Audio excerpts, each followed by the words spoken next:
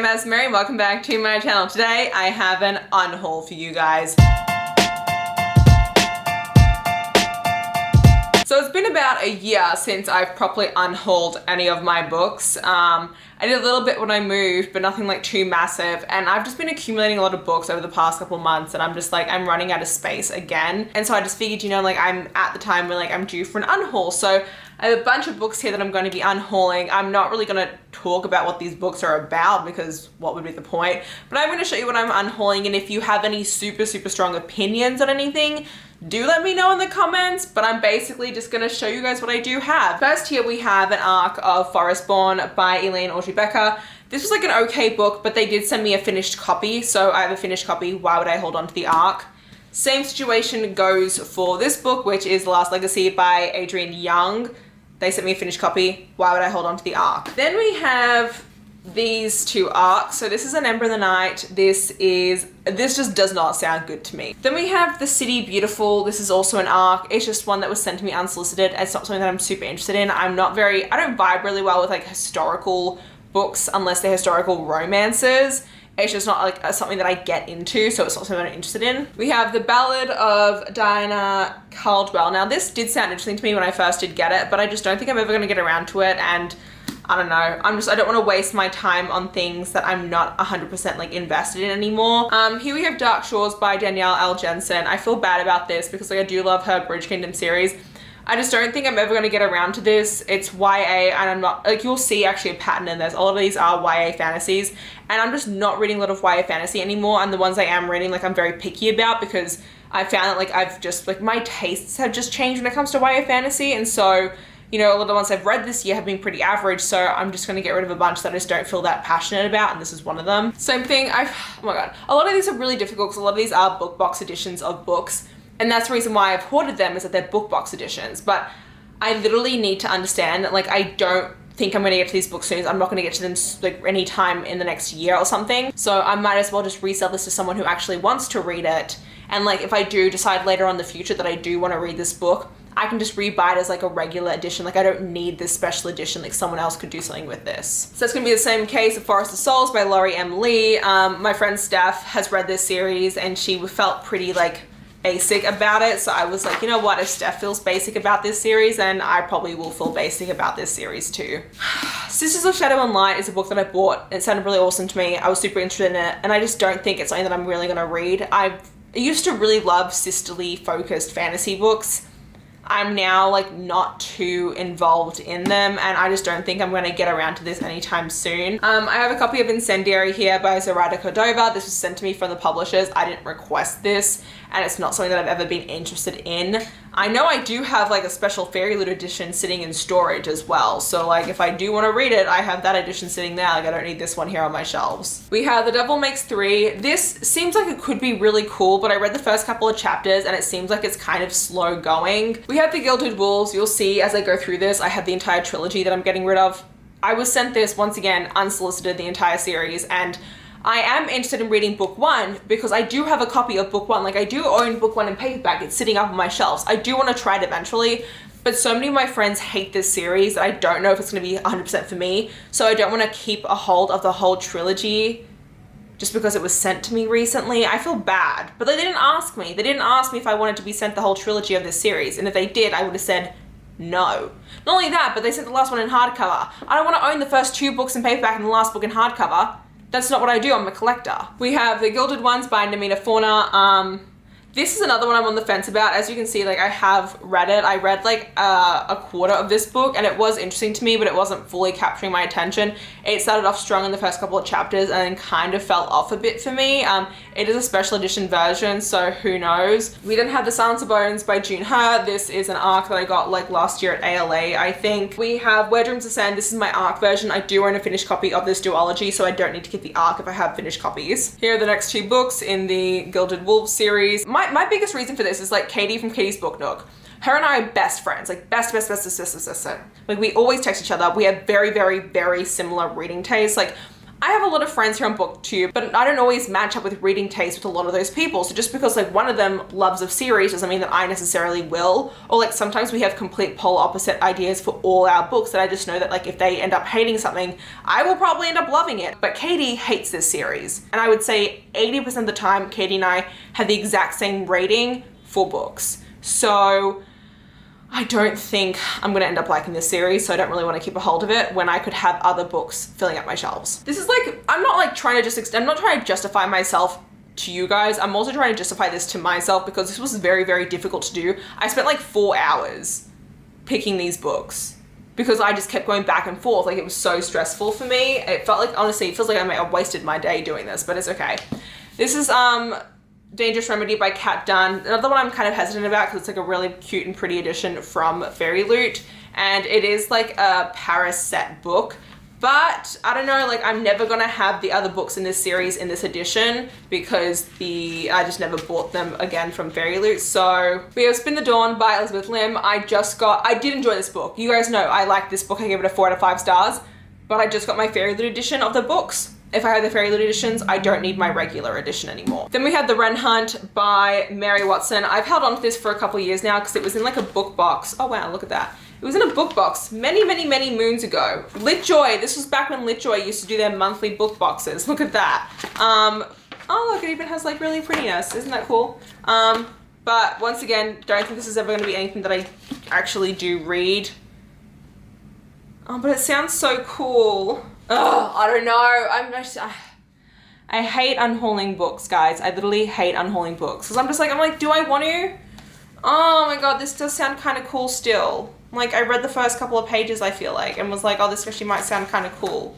I even put like a bookmark in it. I don't know. Actually, I'm gonna make a little maybe pile. I'm gonna maybe keep that one. These Feather Flames by Alexandra Overy. I don't think I'm actually gonna go to this. I was excited about it. Once again, this is like a sisterly kind of book, a sisterly fantasy book. And so to be clear, I don't think I'm ever gonna get to this. So I'm just not gonna keep it on my shelves. This Golden Flame by Emily Victoria. I kept a hold of this because it's a really, really gorgeous edition from Fairy Loot, but this is sci-fi-ish. It has to do with like automatons. And I never like any books that have to do with like sci-fi aspects. I just don't. So I'd rather give this special edition to someone who will actually like it. This is the hardest book for me to get rid of, and it's The Midnight Lie by Marie Ratowski. Because I do know that Riley from Riley Me did enjoy this book, and so I'm like, oh, maybe I will too. But I don't know. This has turned into a very, very sad unhaul. This unhaul has turned into some books where I'm like, yeah, I'm definitely getting rid of these, and some books where I'm like, I don't know, but like if I want to read this in the future, I can just like get a paperback version. Like I don't need to keep a hold of this exclusive cover and like exclusive sprayed edges. Like, you know, I don't specifically need this edition. Because I'm not going to read this in the next year. I'm not going to read this in the next year. So why hold on to the special edition? Because if I do end up reading this and enjoying it, I'm going to get the next book in the series and it's never going to match. It's never going to match, and that'll annoy me anyway. As you can see, like I said, this is me convincing myself as I'm filming this. Okay. Then we have A Song Below Water and A Chorus of Roses by Bethany C. Morrow. I was interested in these. I did kind of start it. It wasn't fully gripping me, and I just don't think I'm ever going to get around to these. So when I do sell this one, I'm going to like bundle it with the free ARC because you can't sell ARCs, people. If anyone tries to sell you an ARC and get you to pay money for it, you're not allowed to do that. Same thing I'm gonna do with this next set. This is Woven in Moonlight and Written in Starlight by Isabel Jimenez. This is an ARC version, so I'm just gonna bundle it with this, but this is an exclusive cover. I forget who this exclusive cover is from. I think it's, I don't actually know what edition this is, but it is a special edition, like it's nice. But I've heard very controversial things about this book and this author, so no. After Love, this just came in like a recent Fairy Loot, and I just don't have any interest in keeping it or reading it. This is not a book I'm interested in. 44 Chapters About 4 Men by Bibi Easton. I have like 3 copies of this damn book. I don't need them all. I just need to keep 1 copy. The Summoning by J.P. Smith. This is some sort of a thriller, but it's set during 9/11, and there's like weird shit that this does not, no, I'm not interested in this. I don't like reading about things to do with historical events. Better Together by Christine Riccio. Like I don't read YA contemporaries. We have the Muq Diary by Emery Lee. If you guys saw my queer reading vlog from June, I think it was, I read this and I hated it. I hated it because the main romance isn't the endgame romance. The endgame romance takes place during the last quarter of this book. So you're following a super toxic couple for the first 3/4 of this book. Will I read more from Emery Lee? Maybe. Only because, like, I want to give them a second chance. Oh my god. Like, the people who did read it and enjoyed it, kudos to you, because that's got a hella cute cover, but did not work for me. We have the next 2 books in the Danielle Jensen series, the first book I showed you guys. So, I mean, if I'm not reading the first one, I don't need the next ones. Then we have The Venice Queen. I randomly requested this like 2 years ago, and I remember it getting sent to me, and I was like, oh my god, I feel so special getting this. But I don't think I'm ever gonna read this. It's like a political drama. We have We Are the Ashes, We Are the Fire. This is written in verse and like also written in like regular prose. And so I think if I ever were to actually read this, I'd probably listen to it on audiobook. So I'm not gonna keep this. I just don't need a physical copy. We have I Stopped Somewhere by T. Carter. This is another book that I think I would just prefer to listen to on audio, so I don't really need to own it physically. We have Love and Hockey and Blown Past by Monty J. These were sent to me. It was annoying because like I got to sign up to be like, hey, these are the kind of romances I like to read, and I was like, oh, I love hockey romances. But I was sent these ones, and this is an age gap, and I'm pretty sure she doesn't turn 18 for like a hot minute. Like, it tells you how old they are during this, and it's like this massive age gap romance. I just don't think I'm gonna like totally vibe with it. And then this is like the 3rd book in the series, and I don't know. Oh god. Well, all those books just fell. It's just not what I'm interested in. The Sea of Zamira by D.L. Boyd. She sent me 2 copies of these. I don't need the first copy anymore. Fable by Adrian Young. I already have regular editions of these. I don't need this special Fairy Loot edition. I can just sell it to someone who is collecting these editions. Then we have Star Daughter by Shweta Thakkar, and I don't need this because everyone who I've seen read this hated it.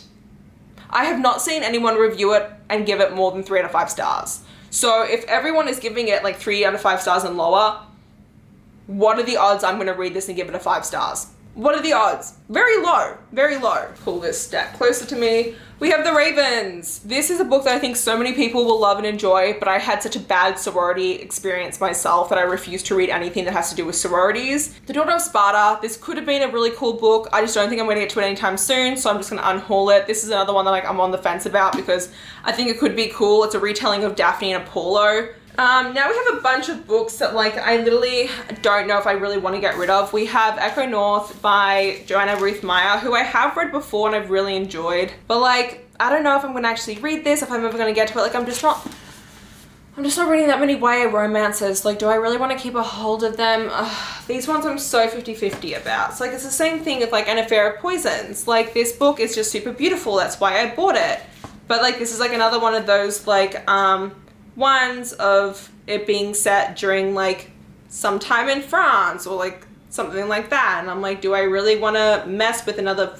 I just feel like every time I read some fantasy book set in France, it never ends well. The Hearts We Sold by Emily Lloyd-Jones. I'm on the fence about this as well because I really loved her first book, but like I just don't know if I'm ever gonna really get to this, if I'm actually gonna read it. Like, I feel like I've kind of grown out of a lot of these, and it's so funny to me because I remember Becca from Back in the Books making a video, I think like last year or something, where she was like, am I growing out of YA? And like, I saw her do that and I was like, like good for her. I think that's never gonna happen to me. And I'm sitting here now and I'm like, shit, I think I am growing out of YA fantasy. Like, there are still some that I do love and I'm like, I like adore. Like, I have like my die-hard authors and like ones I'm still interested in.